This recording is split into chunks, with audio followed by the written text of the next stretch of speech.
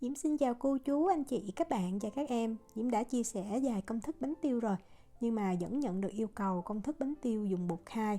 Tại vì bột khai chính là cái cách mà mình làm theo kiểu truyền thống, cho ra cái vị bánh tiêu nó đặc biệt hơn. Ở bên ngoài thì nó giòn, bên trong thì mềm xốp và có rễ tre. Thì hôm nay Diễm chia sẻ công thức này rất là đơn giản, dễ làm và mình không cần phải nhồi bột mà bánh vẫn ngon. Cách làm như thế nào? Thì bây giờ mình cùng vào bếp làm bánh tiêu với Diễm nha. Đầu tiên thì Diễm đi giới thiệu về bột mì để mình làm cái bánh tiêu này. Thì bột mì Diễm dùng ở đây cái hàm lượng protein của nó là 12%. Nếu mà mình ở Việt Nam thì mình dùng bột mì số 11 hay là số 13 Diễm thấy đều được. Về men nở thì công thức bánh tiêu thường lượng đường nhiều, vì vậy Diễm thấy tốt nhất mình nên dùng men nở ngọt, tức là men nở dùng cho những công thức có nhiều đường. Nhưng nếu mà mình không tìm được men nở ngọt thì mình cứ dùng men lạc bình thường thôi, và mình tăng thêm 2 gram thì bột nó nở cũng rất là nhanh. Bây giờ mình đi pha bột làm bánh nha. Lấy một cái chén nhỏ nè, Diễm sẽ lấy men nở và Diễm dùng cái muỗng này là muỗng dùng để mình đông những cái nguyên liệu rất là nhỏ, thì nó 1/5 muỗng cà phê. Diễm đông ra 1/5 muỗng cà phê men nở nha. Tiếp theo mình sẽ cân hoặc mình đo cũng được, 60 gram nước hay là 60 ml là 4 muỗng canh. Rồi mình khuấy cho men nở tan ha. Khi mà mình thấy men tan hết rồi thì mình cho vào 1 muỗng cà phê mật ong, còn nếu không có mật ong thì mình cho 1 muỗng cà phê đường cũng được. Và mình cân ra 50 gram bột mì, thì bột mì hồi nãy Diễm có giới thiệu đó. Mình khuấy cho bột mì nè, nước, men và mật ong đều với nhau rất là nhanh. Mình thấy nó tạo thành một cái hỗn hợp sệt như vậy là được. Hỗn hợp bột này sẽ giúp cho cái bánh khi mà mình để nguội nó không có bị khô cứng, đồng thời giúp cho bánh nó cũng nở xốp hơn. Sau khi khuấy bột xong rồi thì mình sẽ dùng màng bọc thực phẩm mình đậy kín lại và mình để ở nhiệt độ phòng nha, từ 6 cho tới 8 tiếng. Nếu mà hơn 8 tiếng thì mình nên cất vào trong ngăn mát tủ lạnh.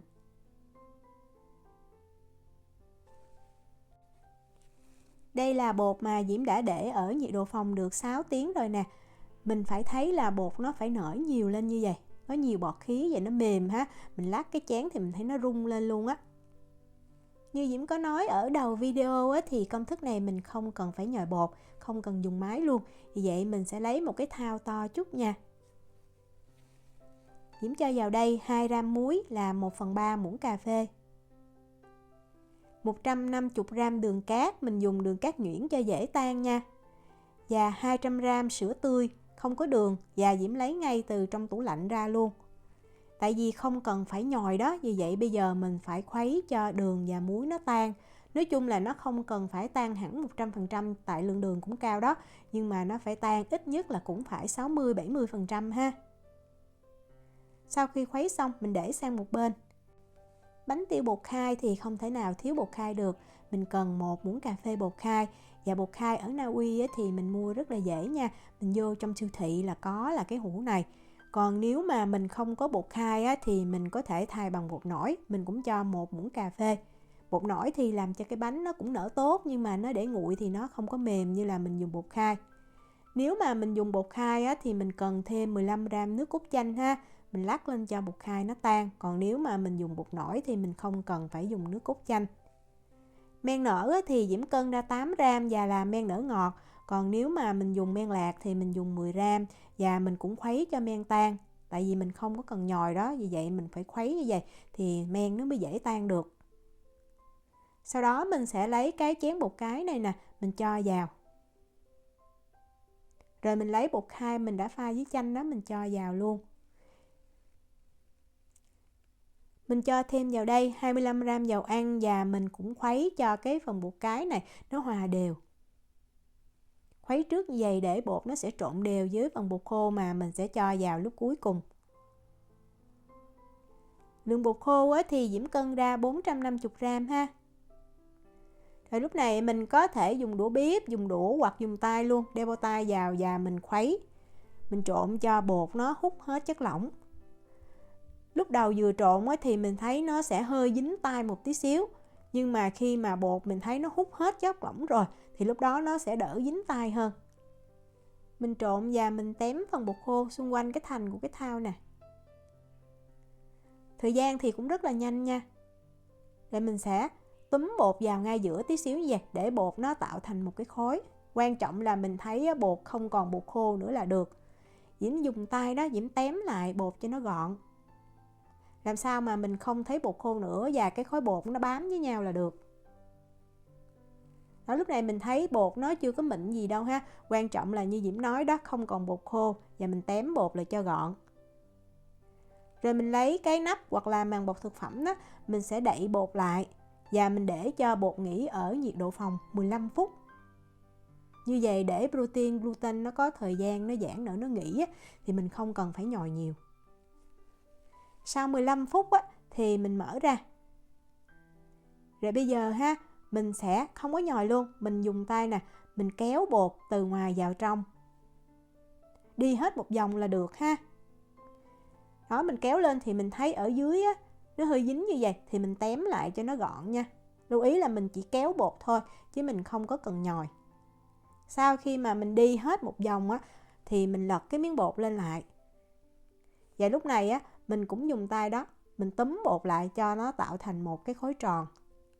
Lúc này thì mình thấy bột nó đã dẻo dai hơn, nhưng mà nó cũng chưa có mịn đâu nha. Cái công thức này nó nhiều đường, vậy cái khối bột mình cầm mình có cảm giác nó rất là chắc nhưng mà nó vẫn dẻo. Đó, cái này là Diễm giữ nguyên cái thời gian mà Diễm túm bột luôn. Sau lần này thì mình cũng lấy nắp hoặc là màng bọc thực phẩm mình đậy lại và mình để bột nghỉ thêm 15 phút nữa. Sau khi mình để bột nghỉ lần thứ hai thêm 15 phút thì lúc này cũng như lần 1, mình cũng dùng tay mình sẽ kéo bột từ ngoài vào trong như vậy. Cũng đi hết một vòng bột luôn nha.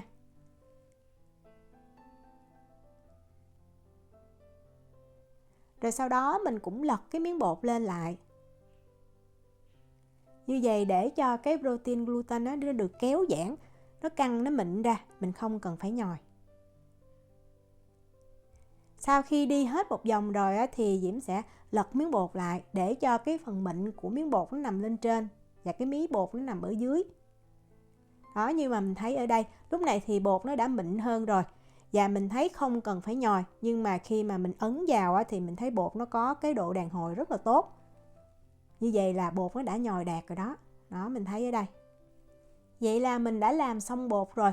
Nếu mà mình muốn nhồi bằng máy cũng được luôn nha. Mình cho tất cả những cái nguyên liệu vào máy và mình nhồi khoảng 15 phút là được. Mình đậy bột kín lại và mình để cho bột nở gấp đôi. Cũng tùy nhiệt độ của nhà mình nhà Diễm bây giờ nhiệt độ nó cũng mát đó. Vì vậy Diễm ủ gần 3 tiếng đồng hồ thì nó mới nở gấp đôi. Nếu mà nhiệt độ nóng như là ở Việt Nam thì Diễm nghĩ mình ủ chừng 2 tiếng là đủ. Bây giờ mình lấy bột ra và nhẹ nhàng mình ép bột cho nó phẳng tí xíu nè. Rồi mình chia bột.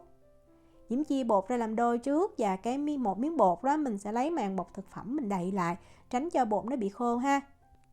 Với công thức hôm nay thì Diễm chia ra làm 20 phần bằng nhau tùy mình thích nha. Nếu mà mình chia ra 20 phần bằng nhau thì mỗi cái miếng bột nó có trọng lượng khoảng 48 gram.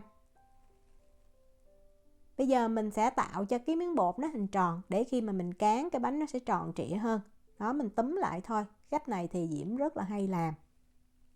Quan trọng là mình viết cái mí dưới như vậy để lúc mà mình chiên thì cái bánh cái mặt nó đẹp hơn, nó láng hơn. Và lúc này cái miếng bột nó còn giữ độ ẩm đó, vì vậy Diễm sẽ nhúng mè luôn. Như vậy thì mè nó bám vào miếng bột rất là dễ. Còn nếu mà mình thấy cái miếng bột khô quá thì mình có thể thoa tí xíu nước lên mặt bột ha. Vì vậy Diễm hay nhắc là mình đậy kín bột đó, giúp giữ cho cái độ ẩm của bột. Sau khi chia bột xong thì Diễm sẽ dùng màng bọc thực phẩm hoặc là cái khăn đó, mình đậy bột lại như vậy, tránh cho bột bị khô và mình để cho bột nghỉ 15 phút. Sau 15 phút thì miếng bột nào mình tạo hình đầu tiên thì mình sẽ lấy ra, mình cán, mình chiên đầu tiên. Với cách làm bột này thì Diễm thấy bột nó rất là dễ làm, mình không cần phải dùng bột áo gì hết. Để miếng bột xuống thì mình dùng cái lòng bàn tay của mình mình ấn cho bột nó dẹp chút. Mình ấn làm sao cho bột cũng giữ được cái hình tròn thì khi mình cán sẽ dễ dàng hơn. Nếu mà mình dùng tay mình ấn mà mình thấy nó hơi dính thì mình có thể dùng những cái đầu ngón tay đó mình ấn xuống như vậy. Rồi sau đó mình dùng cây cán bột mình cán cho miếng bột nó mỏng. Thì với cái trọng lượng bột là 48 gram thì Diễm thấy mình cán cái miếng bột nó có cái đường kính khoảng 12 cho tới 13 cm thì cái bánh nó phồng rất là to. Còn nếu mà mình thích ăn cái bánh nó đặc hơn, nó phồng ít hơn thì mình cán cái bột có cái đường kính 10 cm. Và Diễm thấy khi mà mình cán xong mình nên để cho bột nghỉ từ 1 cho tới 2 phút rồi mình hãy chiên. Chiên liền vẫn được, nhưng mà có khi chiên liền thì Diễm thấy bánh nó khó phồng hơn. Vì vậy thường Diễm cán 3 cái miếng bột, rồi Diễm để đó, sau đó Diễm sẽ chiên. Thì mình chiên cái miếng bột mình cán đầu tiên tới cái miếng thứ 3, xong mình ngưng, mình lại cán tiếp 3 miếng bột nữa. Nhiệt độ chiên của dầu thì Diễm thấy nên đo nha, như vậy mới dễ dàng. Thì cái nhiệt độ nó dao động từ 165 độ C cho tới 180 độ C. Nếu mà nhiệt độ thấp quá thì lúc mà mình cho bánh vào, bánh nó không có phồng được. Diễm đã thử rồi.